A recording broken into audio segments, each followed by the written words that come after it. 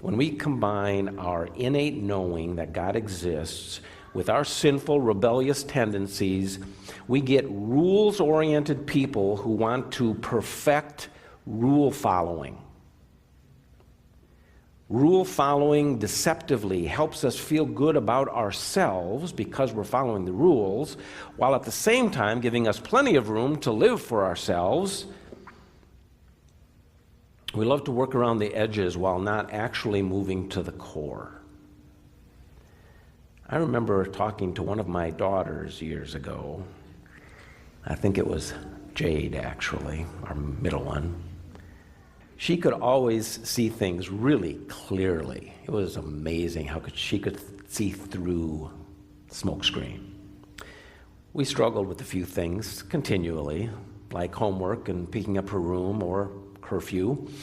And I said something to her that made her laugh. I said something like, "Thank you for picking up your room, but I wish you would do this because you wanted to."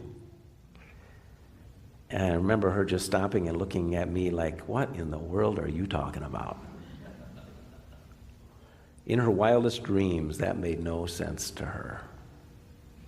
She would clean up her room because she wanted to avoid the more difficult encounter that would happen later if she didn't. She was a great rules follower. So the don't kill command is good. Check. Don't commit adultery. Check. Don't steal. Check. This is why I think we love the tithe. It's a rule. Everyone should strive to give 10%. Check. Right? But when you get to the core, you shall love the Lord your God with all your heart and with all your soul and with all your strength and with all your mind. And you should love your neighbor as yourself. When we get there, we're in trouble, right? If you are a rules follower, you're in trouble there. Can you imagine what would happen if we really loved our neighbors as ourselves? Well, that certainly connects to money. So we love rules until the rules get too difficult and personal, and we're actually facing our idols. Then instead of dropping to our knees in confession and repentance, we say, "I'll try harder." Or maybe we say, "Thank God I'm under grace." So this morning, I'd like to help you think about and handle money by giving you the key with which you can be on a solid decision-making foundation.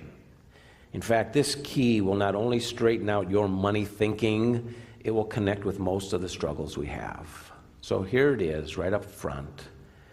2 Corinthians 5:14 and 15. For the love of Christ controls us, or the love of Christ compels us, or the love of Christ urges us on. Because we have concluded this, that one has died for all. That's the gospel. One has died for all. Therefore, all have died. And he died for all, the gospel again, that those who live, here it is, might no longer live for themselves, but for him who for their sake died and was raised. In these two verses, Paul says that if I believe, if I claim the death of Jesus for myself, then I have died to self. The death of Jesus and his victory over sin was also my death to this world and my victory. The gospel turns sinners into people who no longer live for themselves, but live for Jesus. The key to your money thinking is to stop living for yourself, to find your joy and your life's purpose in Jesus.